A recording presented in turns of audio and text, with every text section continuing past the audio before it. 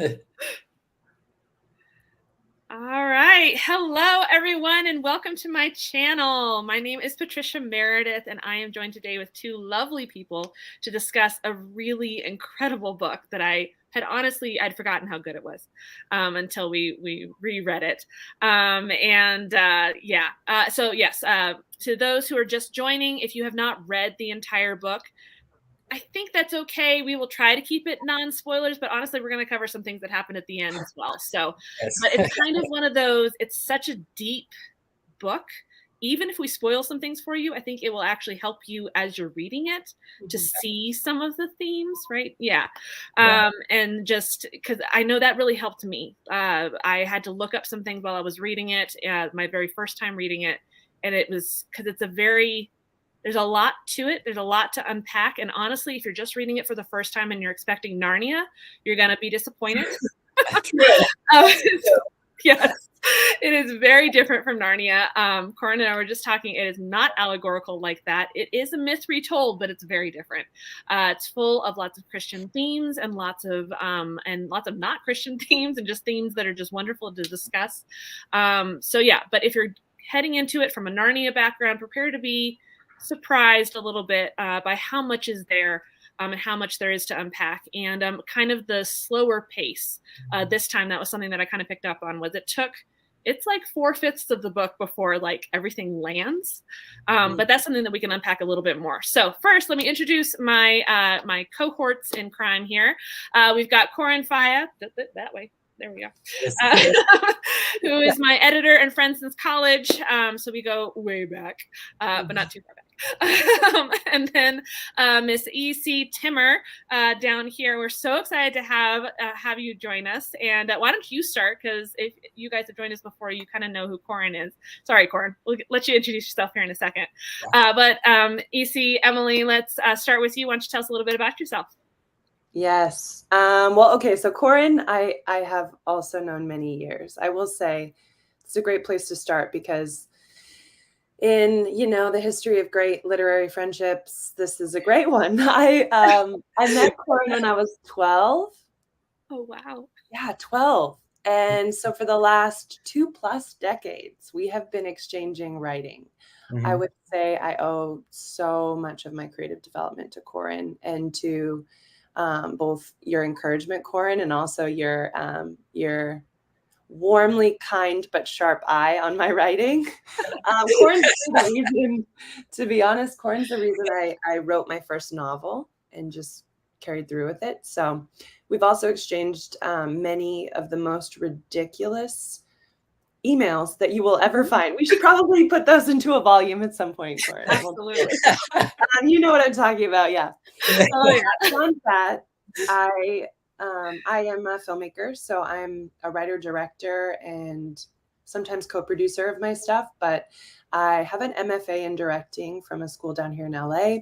And then over that course of time when I was in grad school, made 5 short films. Prior to that, was working in documentary while I was writing that first novel.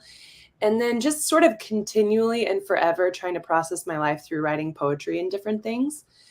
Now I've really fallen in love with, as well as prose, just screenwriting. There's this simplicity and a clarity to it that I think really freed me up. We could talk about that another day. We'll talk about it more later. But currently, I think what is the nice nexus of our topics here is the first feature film I'm working on is a film called Chambers Bay. We have so much prepared for it. We've gone on scouting trips, shooting it in Tacoma, Washington. But this film, the inception of it was really Till We Have Faces. Yes. I asked a friend and co-writer about 3 years ago if he wanted to join me in this journey of writing a screenplay, exploring the themes of this book. So it is not an adaptation. It is much more, I think, true to what the book is, these deep, sort of heavy, weighty, as thick as blood, not water themes. I wanted to translate those to a film. And so that's what we've really tried to do. And that's something we'll be making next year, hopefully. Really? Oh, congratulations. I didn't know you were that far along in the process. That's awesome. That's what's great. As soon as funding comes in, I could make this next week. We've got everything, as soon as funding and our cast gets solidified, the biggest piece is cast. Yeah. But in terms of the story itself, the script, we're ready. Awesome. Oh, Yeah. that's awesome. Now, is there anywhere anyone can watch your short films? I feel like I've Yeah, seen a I couple of them. can I can give you a link. My Yeah. Vimeo has all of my short films. Also, Okay. it has kind of the what I would call the other pastime, which is like giving myself like a 5-hour challenge to make a visual poem. And so I put a bunch of those up too, but it's all in Vimeo. I'll Oh, post perfect. that link to you. Yes. Yeah. Yeah. So I'll link that down below, everybody, so you can go check that out. Because yeah, I know I saw Latchkeys. Oh, I love it. Okay, Yeah, great. that's a really good one. That's So, fun. and I'm trying to remember the other ones, but That's Latchkeys is my personal favorite. yes, Yes. yeah. I think that was Corin sent it to me. It was like, this is my favorite. This is the one you need to start with. So That's sweet. Thank you. yeah. Yeah. So Corin, who are you? Since we know you, but Oh, yes. So am I introducing myself? Do I do yeah, this every time? I can't remember. go for it. Okay. So I'm a freelance editor. I am an old friend of Trisha and Emily's, obviously, and have really enjoyed both of their writing. And I honestly love being a part of other people's growth as writers and just their imagination and character development in their work, and also just the thematic development in their work is it's just really satisfying. I'm also creative myself and love to write my own stuff, but I honestly it's a toss up whether I like that or actually being a part of other people's work more. So yeah, so that's kind of, and that's good because that's what I'm doing for work these days. So actual employment, which yeah, that's nice. It's also an adventure. So Absolutely. But that's you're going to publish this next year. Here's the goal. I'll publish a book, and we'll publish her film, and you're going to publish a book. I hopefully, yeah. I always feel like I'm slower than everyone is moving ahead, but the goal is definitely to publish this year. So it's not about speed; it's about quality, right? yes, You're trying to exactly. make sure it's good. That's what I tell myself when I delay a project again. Well, Yes. look at this. I mean, this is the perfect example. Till We Have Faces. Okay. Yeah. C.S. Lewis actually wrote an original version of this, and I didn't know this until I started doing research.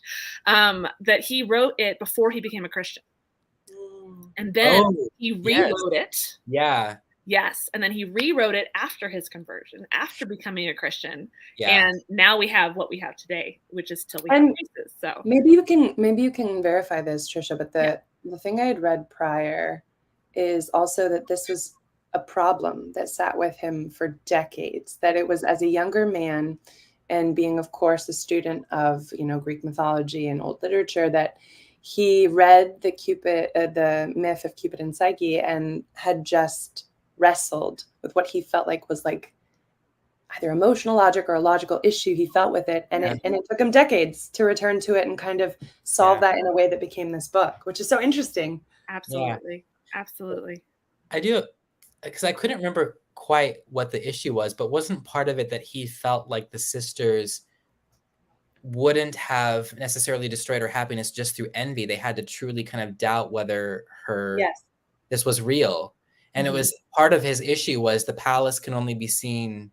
I know this is getting into a little bit of the nitty-gritty of the plot, but it really was kind of like when you have a complaint against the gods, you're coming from a place of ambiguity, not being certain of their work in the world. So anyway, we can get more into that later, but I remember reading that too. He came back to it many, many years later and actually wrote this book, and it was a different treatment because of his faith. Yeah. Right. Yeah. Yeah. Wow. It makes me wonder what it looked like before. Yeah. Well, I do know, I think in the earlier drafts, he felt that Orual was vindicated in her resentment of the gods. And then, of course, in this last one, it's a different. Right. Yeah. It's a very different ending. Yeah. Ooh, and that's everything. That's that 80% through the story that changes. And the part I start weeping. Right. Exactly. Sixth time through reading. Exactly. Yeah. And that's what I was trying. Yeah. What I was starting at the very beginning, what I was trying to point out is that it's one of those books that it takes you a while. You have to just give him the space. And it's one of those, well, it's C.S. Lewis, so he can write it however he wants. Today, if he rewrote it, would he be allowed to take 80% of the novel before landing it? Or would we ask for a little bit more action further up front?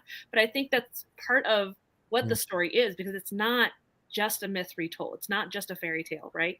It is it is a philosophical treatise on really the problem of pain and the problem, the whole question of why does God allow bad things to happen and all of that, the problem of evil, which comes up in so many of his books, right? Mm-hmm. Yeah.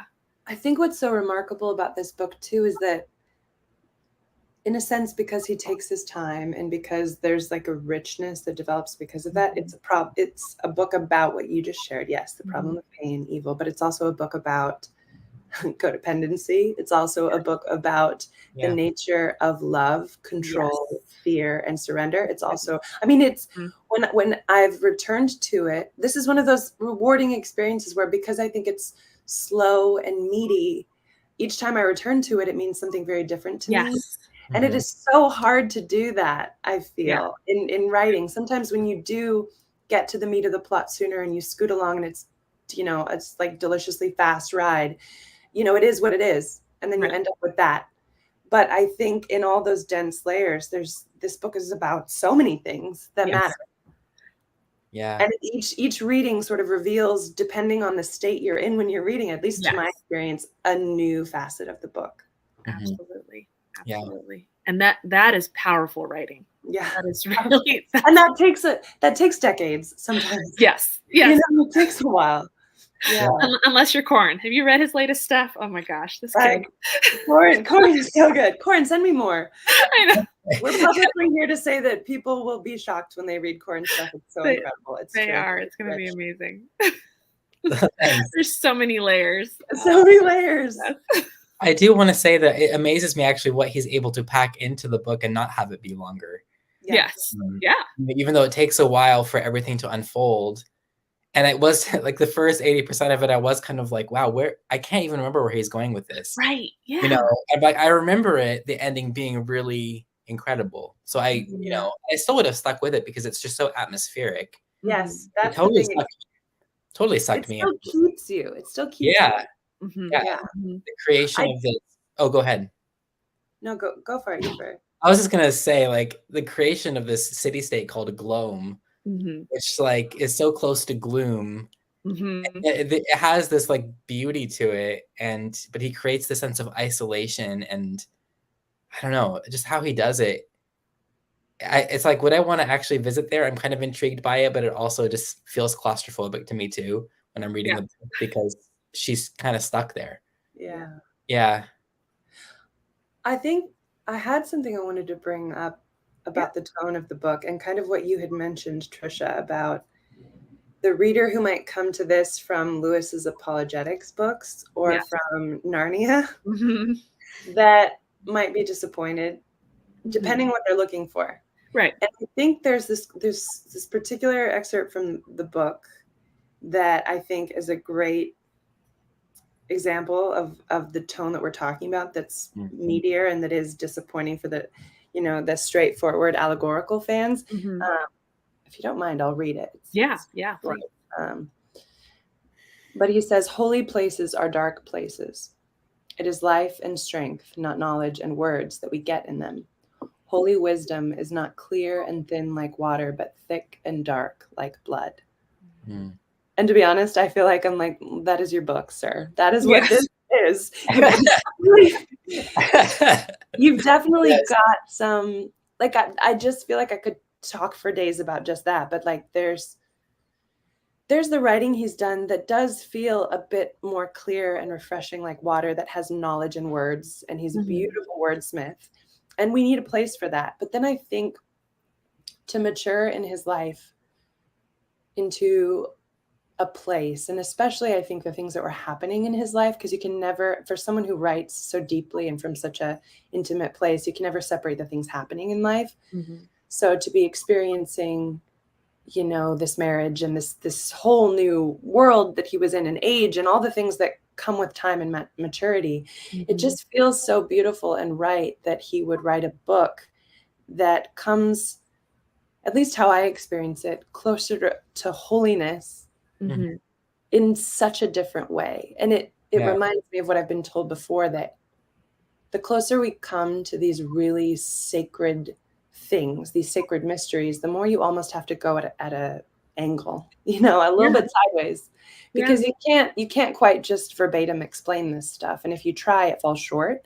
It falls very short. So I just think, to me, that quote really stands out for the book, where truly holy places are dark places. And I sense what he means by that. Not dark like evil, but places where there's not this, you know, 3 steps to salvation, you know, and just the thickness of, and the darkness of blood, life blood, that just runs through our veins, is hard to sort of capture and see, but is everything. And I think, to me, that's why this book took so much maturing, because it's worth the rereads, it's worth the effort, because the fruit of it is something so rich and so sacred, but also mysterious and a little bit hard to like grasp directly, if that makes sense. I don't know if you guys have thoughts. Oh, absolutely. Well, I mean, isn't that kind of what she experiences when she sees Psyche in the palace, like what Corin was talking about, right? When she sees, but she can't see it, right? And so Psyche's trying to describe it, and that whole thing, you know, how as a Christian trying to describe, I mean, even the basic things like the Trinity, how do you explain that? But even more personal things, how do you, you know, describe your experience of experiencing God? And I think that's what's so beautiful about C.S. Lewis's writing, is he brings it into a story form. He has his apologetics books, which is more, you know, here's why I believe what I believe, right? Which is nice too, to see that, you know, grounded black and white kind of stuff. But there's something powerful about telling it through a story, because it does reach people on a different. There's a soul level there that I don't know is reached with science and facts, right? True. So I am a filmmaker. Yes, exactly. And we're also still artists. Yeah. Well, that's why it interests me that you chose not to, with your screenplay, not to adapt it, because how would you adapt this? I mean, I can almost picture it, but I imagine doing an inspired by would be a little bit even more keeping in the themes of the book and the capturing the tone and all of that. Well, what's interesting is I think I'll probably make 3 or 4 films inspired by this book. Already, I'm working on a second screenplay with my co-writer, and this one's Corin, I think I've mentioned this to you, but it's more of a thriller that borderlines psychological horror, but not violent. And it is a cult thriller. Because in the film that ended up becoming Chambers Bay, that was definitely inspired by the sisters and the relationship here, that took on a life of its own, as I'm sure you guys know. When you begin writing characters and you discover who they are, and then they begin to tell you, I'm not quite this, I'm that. And so you follow that. And so we've stumbled in a little writing group I'm part of here in LA. We've stumbled upon some of these other themes that I just thought, oh, this is a whole other expression of the darkness, and the intensity and the psychological weight of the book that I've wanted to explore. And I just realized, I had an epiphany one day where I was like, Chambers Bay is one thing. If I want to explore that, it has to be a thriller, borderline horror, because these moments, if you were to translate a lot of these to screen, would be terrifying. So, like, literally, this would be a borderline psychological horror film with the blood, gold, and everything. And just like the Ungit stuff, like there's just parts of it where I'm like, ooh, the atmosphere, like Corin, like you said, it's more like those psychological thrillers that atmospherically and tonally in a film creep you out and also make you feel claustrophobic, but so compelling and powerful. So it's interesting because there's a whole other vein of what I can explore in this second screenplay, and I'm free to do in this sort of heightened psychological thriller film that feels truer to the heightened state of this book versus my more grounded, realistic, modern iteration in the first film. So lots of room to explore. So the house of Ungit was one of the lasting images for me from the book, and just exactly what you described, like the smells and the stone of their goddess, the stone of Ungit, being this kind of shapeless thing that you could see your face in, like, but it was kind of a distorted face. I don't know if you guys remember that element of the book. And the girls with their painted faces, and it's very like, there was something about it that creeped me out and made me feel so stifled in there, but at the same time, that was a lasting image for me. And like, anyway. those images that stick with you, that make you're still thinking about them. Yeah, because I'd never, up until that point, I'd never had holiness presented to me that way, especially not from a Christian standpoint. And there is like I've read Orthodox, like Eastern Orthodox books since then that have talked about the darkness around the throne of God. I've never had darkness connected to Christianity in that way before, that poetic way. And also I remember reading something, and I think it was Planet Narnia, which is really about, obviously, the Chronicles. But the author, Michael Ward, was just talking about how Lewis believed in kind of two kinds of experience something, the enjoyment and the contemplation. And when you're contemplating, it's more of that light water, like, apologetics. I will tell you what I believe to be true. The other is enjoyment, which is when you're so immersed in something.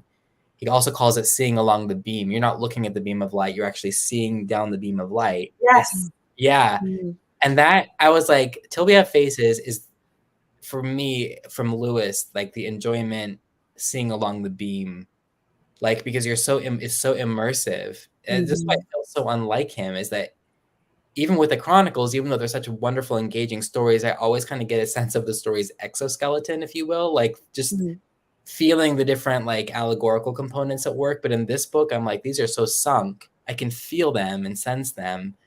So I have to go through the darkness of the temple and the smells and the different ways that he just puts his world together. You have to completely experience it. And it's weird to realize I'm enjoying this, and yet this book sometimes feels so bleak to me. But it's an enjoyable bleakness. And I wonder if that's part of why it's hard to get into if you're familiar with Lewis's other stuff. You're expecting, it's exactly what you said, Emily, about how there's, especially today, it feels like there's this lightness about Christianity, right? Jesus is love. God is love. Okay, but he's also holy. And there's the holy side is really hard for us to comprehend, this side of heaven, right? And to understand, because that is a dark, exactly what you read. There's a darkness, there's a heaviness, a weight to it that we can't fully comprehend. And so that's what surprises me when I read this one is you almost expect Narnia. You expect there's a lightness to it.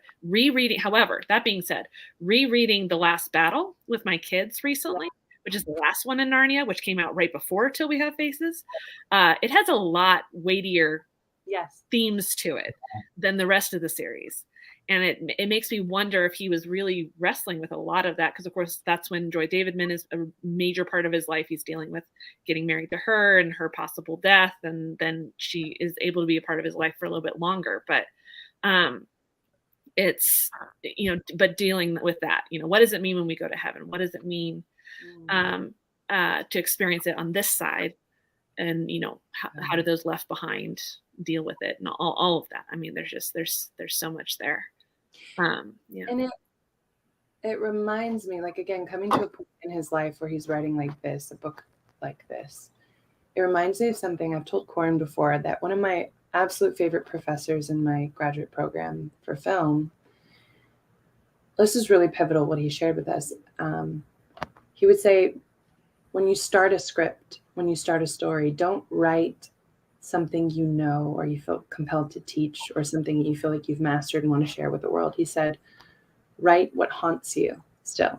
And it was so powerful for me. I felt liberated, because those moments you feel like you sort of have to be a master at something to explain it to the world or tell your story or whatever, and those stories always end up a bit different. But when you write from the very raw, current, real places where you're wrestling with some of the biggest longings and questions you have, the writing takes on a different potency and urgency and depth. And I think what's interesting is when I read this book, I feel like he's writing the entire book out of what haunts him. And there's a quote early on, because balancing what we're saying, of course, we're talking about the claustrophobic and the heavy, and the darkness and the holiness, but there's also such an unbelievable warm shaft of light also through this book. And this quote, if I could just pull a quote again. It's the moments that the psyche speaking, but just the part where she says, The sweetest thing in all my life has been the longing to reach the mountain, to find the place where all the beauty came from, my country, the place where I ought to have been born. Mm. You think it all meant nothing, all the longing for home, for indeed it now feels not like going, but like going back. And there's so much of that in there that I think, and it's early on, so along with the heaviness in tone, I just feel you connect with writing when you feel someone wrestling with the deepest, most pivotal things about their life. And I feel him doing that in the dark and holy moments. I also feel him doing that in these really piercingly sweet moments. And it reminds me of another quote. I hope you guys know this one. Corin knows I love this quote, but J.R.R. Tolkien wrote an essay on fairy stories. Patricia, you want to talk about? Probably, yes. So the quote in there that literally is my North Star for filmmaking reminds me of what Lewis is doing here. But Tolkien, in talking about stories that have this turn at the end of them, and the reason for that, he says he writes to give people a fleeting glimpse of joy beyond the walls of the world, poignant as grief. And I'm like, these two men were like, it's so in sync together, because that's exactly what I feel in this book too, is there's so much heaviness throughout this entire book. And on the flip side of that coin, as heavy as the heaviness, is this heavy, heavy joy that feels absolutely beyond the bounds of the claustrophobia. And so that felt worth noting. He's writing out of what haunts him, both the darkness and this just soul piercing light. You know, I don't know if you guys felt that. Hey, Emily, something's going on with your microphone. Yeah. Oh no, you couldn't hear me? Only when you were moving your hands around, it kind of. Oh, okay. What did you miss? That's so disappointing. Oh, no, we could hear you. We could hear you. It was just kind of like muffled in parts. Okay. Yeah. No, we could hear you, what you said. Yeah. Yeah. Okay. But did you guys happen to feel the same way about both the dark moments, but also these moments that were so momentarily bright and warm, at least from like the standpoint of the longing and the mountain and that, or did it hit you differently? No, absolutely. Yeah. I think the only way through the darkness was because of those little shafts of light. Yeah. It's, you know, yeah. My husband says he didn't miss anything. He was able to hear it. You're just brushing your mic. Okay. So if the mic gets brushed a little bit, but yeah, which actually that kind of goes with what, so that's also my parents in the chat there. They're talking about, so my mom's reading it right now, and she said that it just feels like a fantasy to her. And I feel like that, but that's the point though, is so fantasy usually gets a knock for having, by Christians specifically, for if you set up a pantheon, if you set up a pagan god system, right, which is usually in order to make a point, but if you do that, then it can't be considered Christian fiction, right, because that's what they've decided. And so I just want to point out right now that C.S. Lewis, that's what he did, was he wrote a book about a pagan god system and made incredible points through it. And so there's something to be said for that. And along with that, I forget if it's J.R.R. Tolkien or C.S. Lewis who has the quote about fairy tales, about how the power of children's stories, and like how, like, if they stick with you later, which goes with the contemplation and that part too, Corin. About how, if they stick with you and they mean something different to you as an adult, that's a good story. That's the power of a good story, right? That's the same essay that the quote I mentioned. Okay, that's what I thought. Yes. Yeah, it's called, for those who might want to know, it's called On Fairy Stories. Yeah. That's a wonderful essay. Yeah. How about you, Corin? Sorry, what was I was listening, but I forgot what the original question was that we were discussing. My original question was, how did those lighter, sort of, to me, piercingly sweet moments hit you? Did you feel those in the midst of the darkness? And if so, which spots? Or it's so interesting because I actually connected more with the sadness of the book, I think.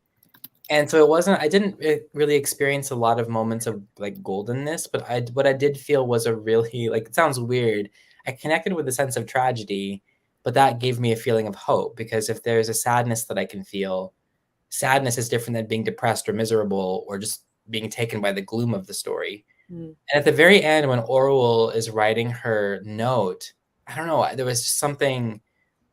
So I want to talk about the ending because the ending was mystifying to me. And part of me felt it was really beautiful, and maybe that was where I started feeling a golden shaft of light, but at the same time, it still felt very sad to me too. but a good, sweet sadness too of hope.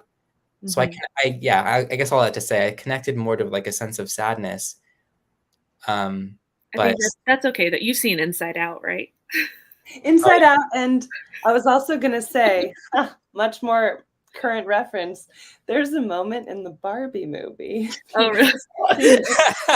where Margot Robbie sits there as Barbie and cries in the real world for the first time over these bittersweet things. It's actually a beautiful moment in the film, and she says that felt achy, but somehow good. And I think that might be the feeling you're talking about, Corin. Mm-hmm. Yeah. Yeah. When I think of Inside Out, I think of sadness saying, "Yeah, find the fun." Yeah. Wait, so I have a question prior to you wanting to talk about the ending is maybe, and for people watching or listening as we're getting all philosophical, but just the practicals of these two sisters and their characters that lead up to that ending. How did you guys experience this story with our unreliable, potentially narrator, Orwell? Like, what was your experience of this main, this complicated woman at the center of the story who, it's really rich. I mean, she describes herself as sort of a ghastly woman to look at and lives her life veiled, but inherits the kingdom, inherits all this power, uses that power, but at the same point feels this deep, almost insecurity and need to have her sister, who's this, stunning creature. Like there's just so much there. So how did you guys experience Orwell through most of the book? I actually, so it's kind of interesting. I liked her much more on this last read. I think it was just that I felt a strong kinship with her. Like I wasn't as able to connect with her when I read the book in my early 20s, but now I'm like, oh, just how she does not understand her own life for so long. And she goes off of these things that she has believed about herself from her childhood. I mean, you could go kind of down more of a psychological road of self-fulfilling prophecy and someone who believes that they're unattractive and therefore isolates themselves. But it's so much more complex than that because she has some reasons to believe what she believes, and she has lost a great deal in her life. And what fascinated me was her journey and how her journey just, I don't know, the one line from the book that just resonates through me, and it's kind of a mysterious line, but it's like, you also shall be Psyche. You also shall be this person that you love and think is worthy of all love in ways that you're not, but you also want to possess and control this person. So I wanted to unpack that because that is such a tremendously dynamic thing there. And I know that Lewis wrote this partly to he talked about a little bit about writing a story about conversion and what it feels like to lose someone when they're converted to a faith that you don't understand. But I feel like even within Christianity, if we're talking about two people who love each other, but one person just is saying, this is what I'm going to do, and this is where I'm going to go, and this is what, and the other person does not understand, or even within yourself, if there's a hard, practical, controlling side of you that just wants to keep you safe versus the other side of you that literally doesn't necessarily know why it wants to go after something that it longs for.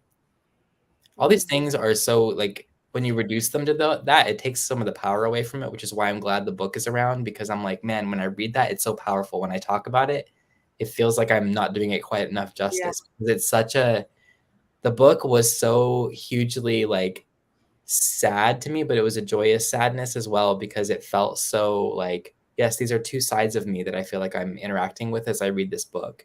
And even the psyche part of me that can really identify with her, it's like I'm seeing what I might look like to someone else externally for the first time, like someone who loves me but doesn't understand me. This is what it might feel like to them, triggering kind of all their like, how do I understand you and keep you in my life and keep you around? I don't know. Anyway, I found it to be incredibly like almost like a holograph. Like as I turn the book around in my mind, like all these different images and emotions and ideas come up, and it's one of those books where I think I could probably reread it and I definitely would get something different every time from even the dynamic of these two central female characters in the book. Like which is why I think 3 or 4 films could be made with this. Literally, the second film is Two Sisters too, because I'm like, oh, there's so much about the human experience explored in the dynamic of the two of them. I just want to second what you said, Corin. Mm-hmm. For me as well, that you also are Psyche, you know, it's just so powerful. Yeah. For me as well. I think because of a very similar reason, that when I read the book, depending on what moment I find myself in, I relate far more with one or the other, but I relate with both. Mm-hmm. And it's almost as if reading this book, my sort of true God-given image of God's self is in conversation with my insecure, fallen, struggling self. Mm-hmm. Yeah. If you want to say it just more plainly, it's like insecurity, but, you know, versus this sort of acceptance and confidence of, you know, being what I am in the world. But those being in conversation through these two characters is just so powerful. Mm-hmm. And I think if people, you know, allow themselves to read it that way, if you're looking for some of the bigger themes, that's a whole other way to read it. Or if you're looking for sort of the mythology, but I think reading it through the relationship lens, I've come back to probably the last 3 reads, reading it that way. What is that dynamic between these two, and what is it sort of revealing to me about myself and the world? And that's a huge one, like you said, is it's so powerful to let the ugly part of me go through this journey of this book and be called beautiful as well by the end, and saying that is you too. It's like just powerful. It's so powerful. Yes. Yeah. I don't know, Trisha, did you read? Yeah. Well, so it's funny because it's like an external and an internal relationship at the same time. So externally, what you were saying, Corin, about the conversion relationship. So me as a Christian talking to somebody who has not converted into Christianity, and their struggle with understanding where I'm coming from, right? But also my struggle with understanding, why don't you come with me, right? Because that's Psyche's problem is well, but just come, it's easy, right? Just follow, just come along, just see the palace, right? It's right there. And Orwell can't, right? She's hindered. But also then internally, what you just said, Emily, about the internal struggle within ourselves of our fallen self and our saved self, right? Which is always at war with each other. I think even after you become a Christian, it is still warring with itself, right? That question of what is fallen, what is saved, what is the soul, and what is, all of that. But just that beauty within us that God brings to that relationship. And a mending and a restoring. Exactly. Yeah. Lifting that veil, the whole veil thing with Orwell the whole time too. And just believing that she's ugly, right? I'm so fallen, I can't be fixed, right? That's something that we commonly come to God with is, well, this is something you can't fix though. About and he's like, no, I can, but you have to give it to me. And I think another thing this book does so brilliantly on that front, like I'm fallen, I can't be fixed, is it has such an epic sense of time in it. I don't know if you guys felt like that, but you really feel like you're spanning a life. Yes. Like I will read this book and feel like I've lived this long era in a kingdom, and that is somehow right. Like, I'm like, it's such a profound feeling because it's I don't even know how you begin to go about doing that, where it does feel like, oof, I feel older. I feel like when you're in it, you're like, I feel like this monumentous amount of time has passed. But then I think what's really powerful about that is it's like experiencing a life that you watch grow jaded deep into its 70s. Do you know what I mean? When you feel her getting harder and harder and harder, and you feel these moments, like it feels like you're going on a journey of someone who would seem to be, by years and decades and life experiences, so far beyond softening. And so I think it was a really powerful journey for me, and why I think, Corin, there is some hope even in the bittersweetness and the poignancy of the end. Because to go on such a long journey and to feel such a heaviness overtake and change and morph a person internally as it does Orwell. When you come to the end and this change happens, it feels seismic. It doesn't feel quick and like, okay, well, now it's better, like, wow, good job. like Right. every movie we might watch. It feels like this Yeah.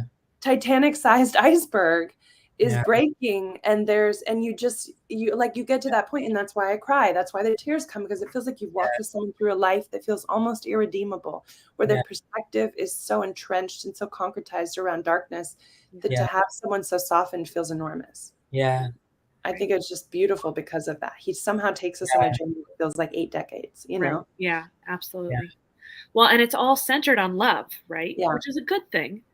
But Oral has not a very positive outlook on love. Yeah. Right? She's very, very possessive and very jealous and very. It's not a good way. It's not a good way for people. It's funny. There's a quote I had just pulled up about that. Yeah. Just a second, what you're saying. It's she says it later to her sister, but she says, "But I was wrong to weep and beg and try to force you by your love. Exactly. Love is not a thing to be so used." And this is the whole thing that got me into writing screenplays about it. Yeah. Well, there you go. Yeah. Exactly. Yeah. Well, and I had also highlighted and I forget who actually says this, but they say, keep him to myself at all cost, make him so mine that he was no longer his. And it's this conversation between Orwell and somebody else, and I forget who it was. But they're talking about Bardia, isn't it? He's talking about Bardia. Yes, with his wife, with his Yes, because they're talking about like Orwell's, she was mine, she's mine, right? And so how could you take her from me? And then this alternate look of, well, but to lose is something you have to let go. Real love lets go, which is it's the hardest part of love, is that sacrificial part, right? And yet that's what true love, what God's love looks like. Even though he is also possessive, right? He's a jealous God, but he's allowed to be, right? It looks different. There's another part of the book that struck me so much the first time I read it along these lines, because it's the moment in the book when Orwell becomes so fully aware of her almost morphing with Ungit, the dark goddess. Yeah. Because you realize this picture that he's been building throughout the whole book, the temple of Ungit in Glome, they worship this dark goddess that seems to just consume. And he talks about like almost this bloated womb, right? That has only devoured and devoured and devoured. And they've given so much to this goddess in this temple. And the priest has given all his youth, and all these women who are beautiful and young end up like just old and haggard and spent in service. And then all the blood and all the sacrifices, and you're painting this picture for an entire book of like, this is a dark goddess that just consumes. And then the moment the Ungit becomes what Orwell realizes, she's done the same thing.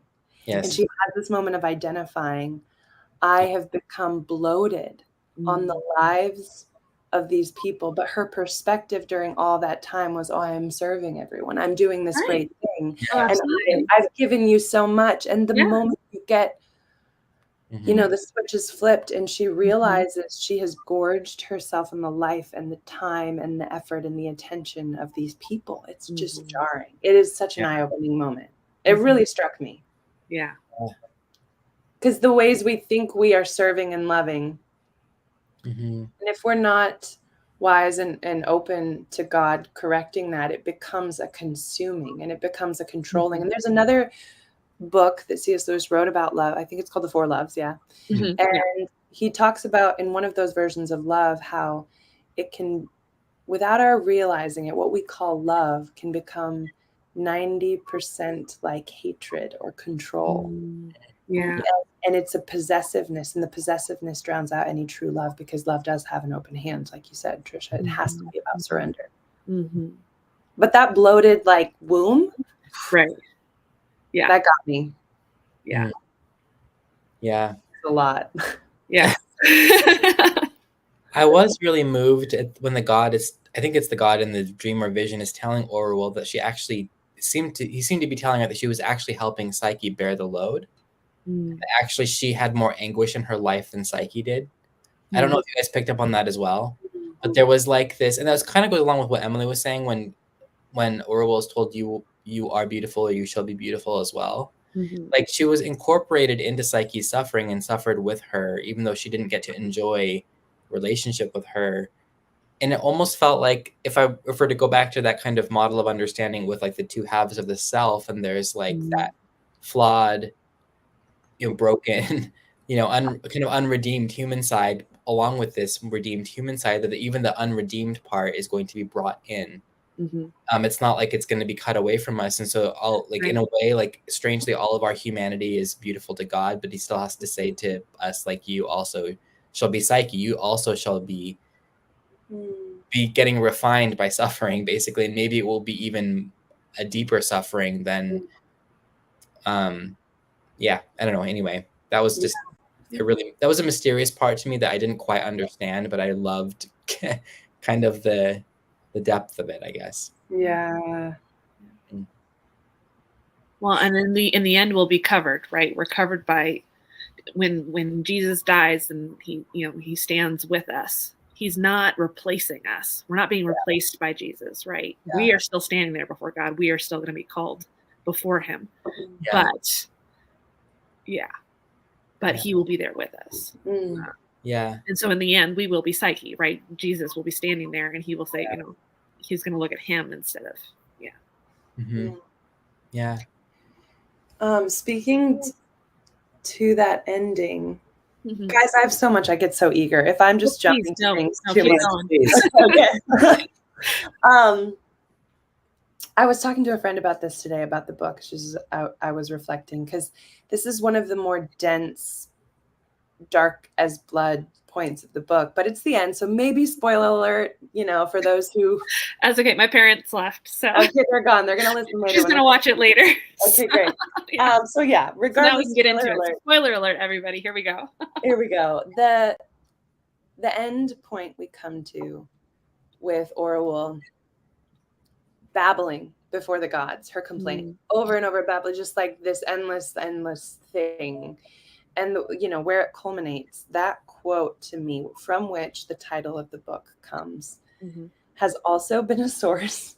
I mean, there's just so much from here that's almost, I don't say this to be like, oh, it's biblical on that level, but to the degree that I can ponder and ruminate and mull over it and get so much from it for weeks and months and years, this section, which I will now read, spoiler alert, is that to me, which I wonder how you guys first read this. If it hit you, I'm just going to put it to you. It was really rich to me, but it's the quote toward the end where she says, when the time comes to you at which you will be forced at last to utter the speech which has lain at the center of your soul for years, which you have all that time idiot-like been saying over and over, you'll not talk about the joy of words.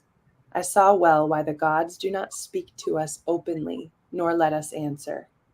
Till that word can be dug out of us, why should they hear the babble that we think we mean?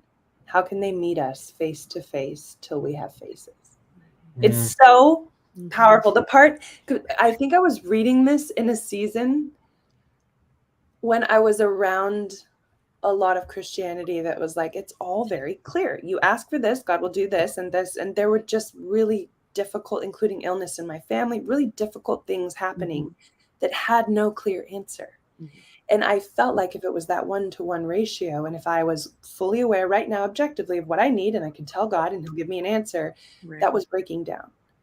And when I came to this, it was like humbling, but also just like balm for my pain. When it says, I saw well why the gods do not speak to us openly, nor let us answer. It's until that true, honest word, until the masks, however many there are, year after year, more to take off, can be pulled off, Why should they hear the babble we think we mean? And why should we, like the grace, I feel like, of God in our lives is to dig past this idiot babble we think we mean, that we stay stuck in, that causes us pain, that causes others pain, where we think this is what we want. And over time and over the process God brings us through, it's like digging us down to this point where we can meet God with an actual face to face. This is such a powerful section to me. This is why the book lands. It's like, it reframes, and I think this is what you guys are probably referring to too. It just reframes everything. And suddenly you experience a turn with a character that it's like immediately you want to go back and read the whole book knowing this. Right. Yes. Yeah.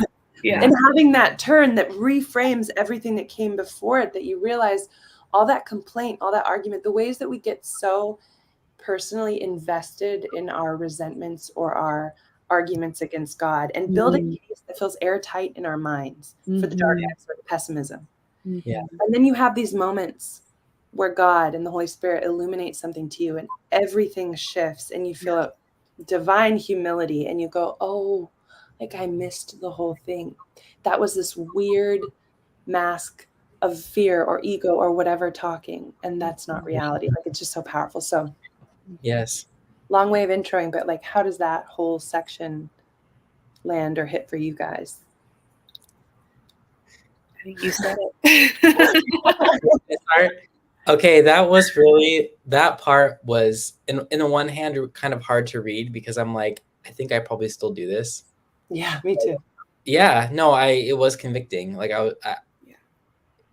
you know, and part of me was like, how do I know when I am really speak? You know, I also think of Hamlet, the rest is silence. You know, the lines that we have. You know, at some point, language does break down, and I don't know, that section was just really poignant to me in the sense of how much God actually loves us, that he wants to get into this place in our hearts that we don't even know is there. Yeah. We're out of touch with it. And we can't even access it with our words. Like, even though the Bible does say, you know, out of the kind of the condition of our hearts, our mouths speak, we don't even really, like, that's the thing, is we speak these words, but we don't actually know the conditions of our heart. And I mean, in a way, she's now writing the story of her life, because she has to look at all the things she's lived to understand, like, who she is, and her, I don't know, that's what kind of moves me at the end, is just, I almost go through this grieving process for her, because of all the people who did love her and are gone, that she wasn't able to truly love in a way because of how she was and how she thought about love. And she actually did have people who loved her very much. So that when she talks about, like, her own kind of complaint against the gods, I mean, part of that complaint is that, oh, I wasn't loved, and that's why I needed to kind of pursue Psyche. But she was. And even her younger sister, who was a bit silly, you know, there's that intimation of like, well, you did kind of cast her aside and ignore her. You know, and it's just, and she always speaks of Redival with such disdain. And I kind of noticed that more in this reading, and I was like, oh, not that I have any reason to think that Redival is like this impressive person, but Orwell's the things that she is saying in her head and writing down, and maybe now even reflecting on, it's like, this is in a way your complaint. You didn't have the right people to love you, or you didn't have the love you thought you wanted or needed, and yet you're bringing us to the point where you realize this. I don't know. Anyway, I'll stop talking, because it's good. That's so good. Yeah. Oh. I think it kind of comes back to what you were saying at the very beginning, at the veil, about the self-fulfilling prophecy, right? Of you know, she believes that she is ugly, so she hides her face. Yeah. Right. And how often do we do that? Right. Yeah. With our self-fulfilling well, I'm worthless. Well, I'm not good at this. Well, I'm not good at that. Or people don't want to see the true me. You know, that kind of thing. And and it's a lie. And then we build that, like, this mask we wear and we really believe is us, that I am ugly, I am unlovable, so no one has loved me. And meanwhile, like you said, Corin, through our entire lives, a different reality has been playing out, which reminds me of the last battle, where you have a group of, I think it's the dwarves or others, or even in the Magician's Nephew, which I just reread, I think it's Uncle Andrew and the Magician's Nephew being in the brand new world of Narnia and convincing himself so thoroughly that this lion that's singing the most beautiful song to build a world is actually just a terrifying beast walking around and roaring. This incredible terror of we have as humans. In Last Battle, it's the dwarves. They're all sitting there, and they think that they're being handed, you know, feces off the ground and hay, and they're like trying to feed them, you know, the good food of heaven, and they've decided. Yeah. You know, and that feels so linked to this whole section and to these lines that's saying, because even Aslan says it. There's a line in the Magician's Nephew where he says, "Oh, sons of Adam, how cleverly you defend yourselves against all that might do you good." Yeah. And I think of Orwell too, where she's spent her whole life building with so much effort. And I've come to these points in my own life where I reflect on how much effort and energy and time I spent defending these really complicated structures for my fear and shame. Yes. Very common. And it's like weird how much energy, and why is it so hard to actually simply, like a child, surrender those things and believe? Yeah. It's so much more energy to keep it up, but it yet we do. And so it just like, it feels like Orwell very much too, to spend her entire life exerting so much energy to hate herself for being ugly, to look out at a world that she sees as unloving and unjust toward her, and to build case after case, and to be defensive and jaded. And then to see her come to this point at the end of the book where it's all reframed, and there was a simplicity all along in a way that she could have experienced being loved. Yes. And she could have seen it. It's like, it's wild. It's the same thing in the Narnia books at those different points where it's like, if you have eyes to see, it's right there. Yeah. Which he would have written all three of those around the same time. So that's definitely that makes sense. He was wrestling with. Because The Magician's Nephew was written much later, right? Yeah, it's written right before Last Battle. Yeah, because they're tonally the same. That's what I was going to say earlier. We brought up The Last Battle. I just read The Magician's Nephew again, and I was like, ooh, this one has such a different. I've always loved Last Battle, Magician's Nephew more than the others. Yes, yeah. Because they do both. It's like the part of me that loves Till We Have Faces is like, ooh, these touch on the dark as blood theme. I cried my way through 4 or 5 parts of The Magician's Nephew. Also realizing that Lewis was having this cathartic moment of himself as a boy losing his mother. Yeah. It's just so powerful. So big shout out to reread that book. It's so good. And so 2 of that series have been optioned or already committed that Greta Gerwig will direct 2 Narnia movies. Yeah. And Netflix has paid for that. And in my soul of souls, I'm like, can we not do The Lion, the Witch, and the Wardrobe again? Can we? It's been done. It's just there's so many other things to look at in all the other ones. Yes. Like, Horse and His Boy has never been made either. And that's another one that has so much, Corin. And the Silver Chair, The Horse and His Boy, but especially I'm like, could she just start with The Magician's Nephew? Wouldn't that be just weird and wild? And like, there's so much there, but I don't know how you would do that one. Anyway, I definitely felt that was worth a reread and connects so much, like you were saying, to this as well as The Last Battle.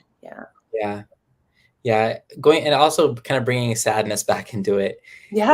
Orwell is never really able to grieve or feel sadness until the very end of the book, because she misses her chance to grieve Psyche, really, and to even grieve the fox, because she makes the fox stay close to her. But if she had really liberated him and said, you may go to Greece, because it was really the wish of his heart to go back to his homeland, and she's like, I need you with me.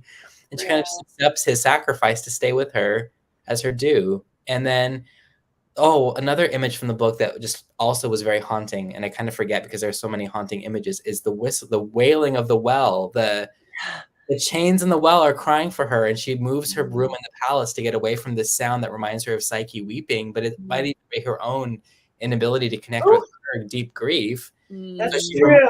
She removes herself from it. And I think it's so like, the ending moves me so much, and this is maybe an ultimate spoiler because it is the very ending, but I want to make this point. She dies writing something. Yeah. She dies not having finished what she's writing, which I think is so ironic and poignant.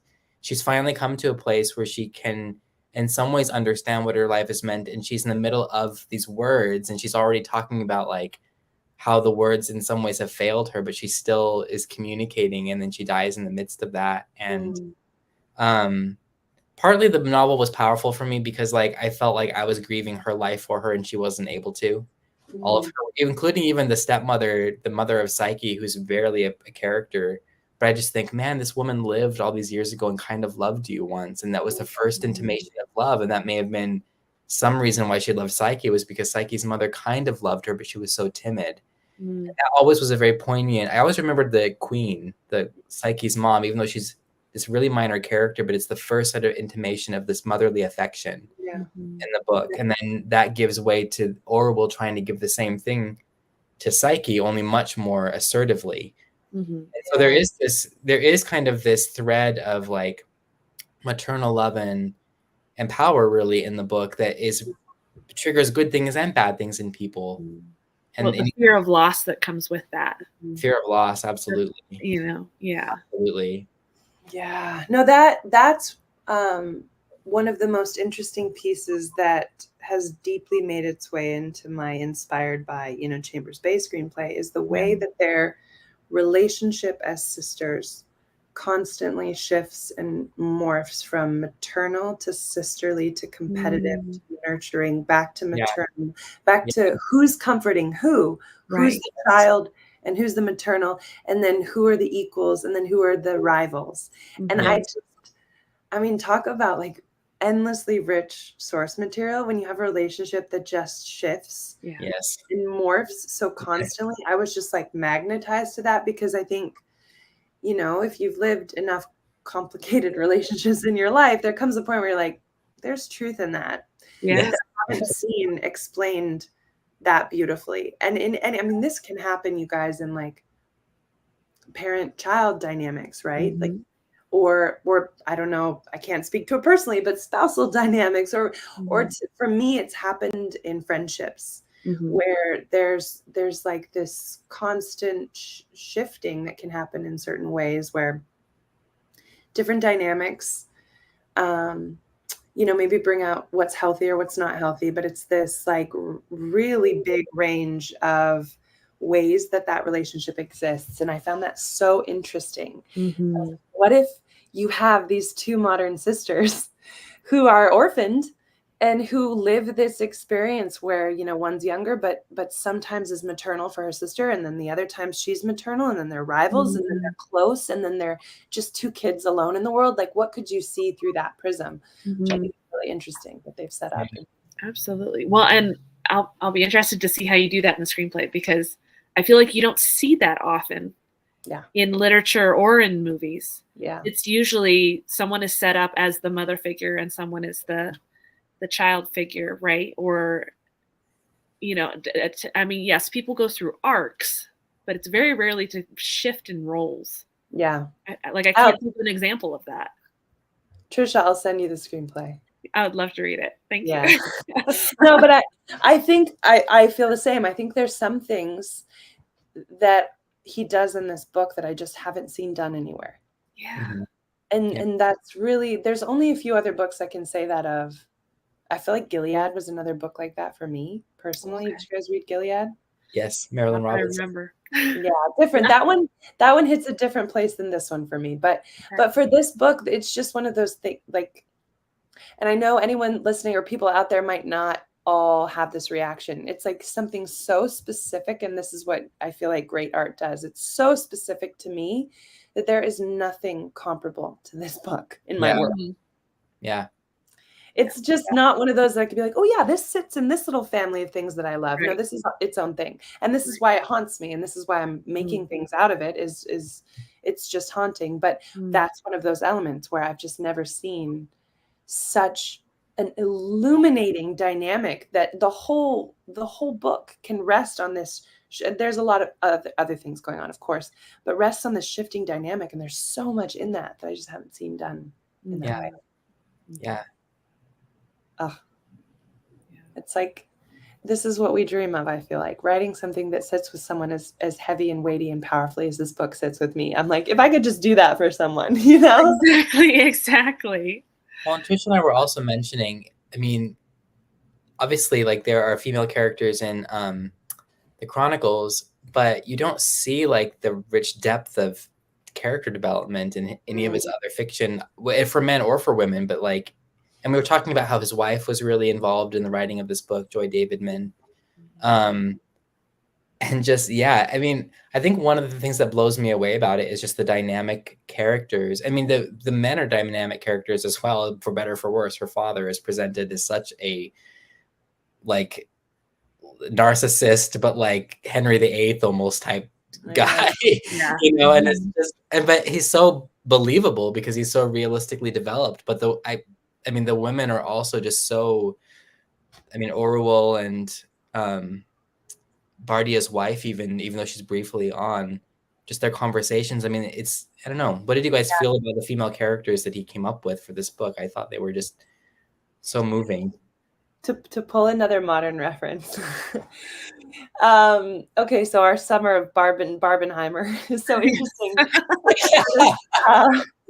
For this very reason, though, what's interesting to me is you have, and this goes directly to the book, what I want to say to your answer, to answer you, Corin, but you have these two films that deal with femininity and masculinity, not necessarily intentionally both, but in such compellingly different ways that it's become a phenomenon.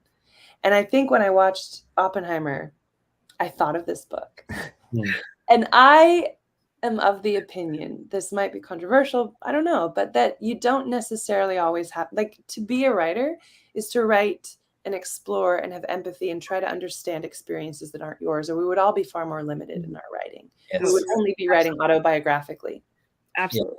And I do think it's important to say that for the creative world, for writers, for filmmakers, that there is really a very important place for, and needs to always be, for writing outside of your experience, with empathy, with curiosity.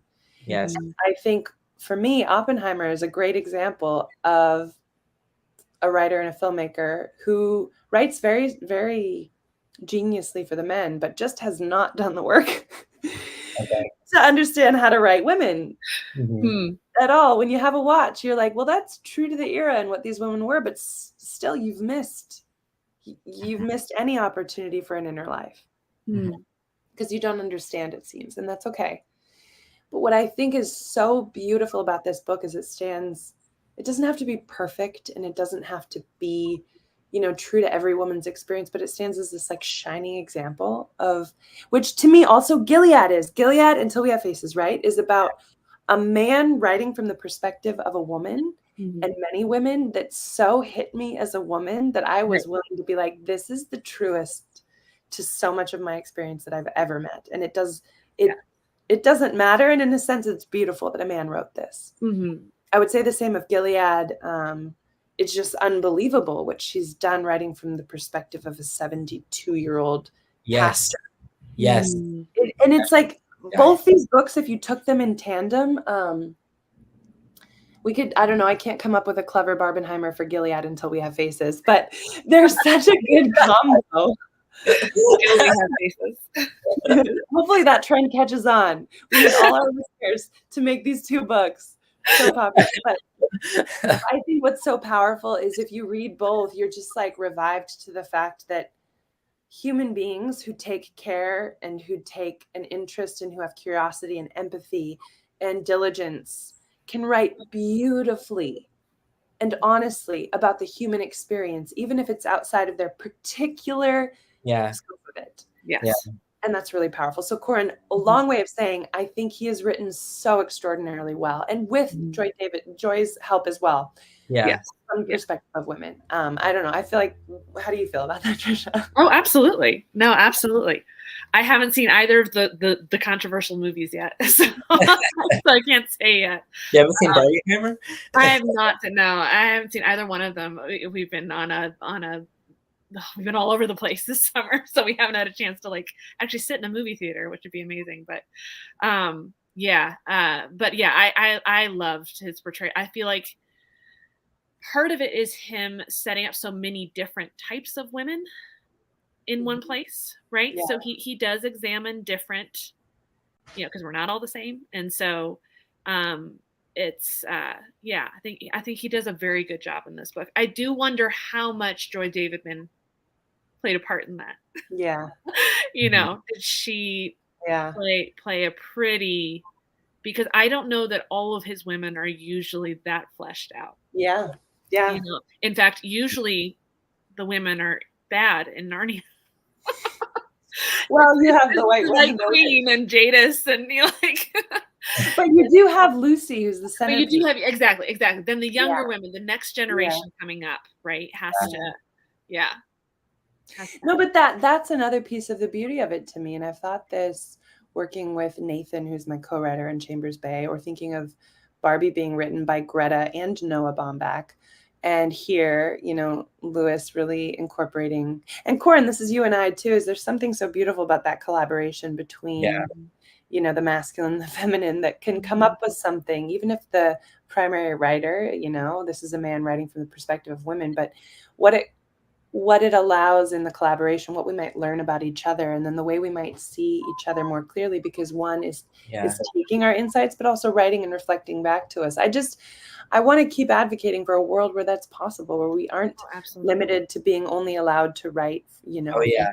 Absolutely. Well, because like you said, that would be autobiographies. That's it. Right. And it's an exercise in empathy. And I think it's powerful for anyone to have to imaginatively enter the experience of someone else. And we might get that wrong. And that's where I think we do have to live in a world where there's a little more grace, where we can do that as faithfully and as kindly as possible, but still have the courage to imaginatively ask the question, what would it be like to be in this experience? And maybe get some of that wrong, and maybe be open to, you know, correction. But I just think it's powerful. Well, and historically too, right? I mean, that's why I love writing historical fiction, is going back and finding those examples where, like, one of them was, I just talking to you, Corin, about this, or somebody else, about when I was writing the Anna Catherine Green book. One of the things that really struck me is her father, and this is based off an actual person. Her father was very encouraging of her as an author and did not want her to get married.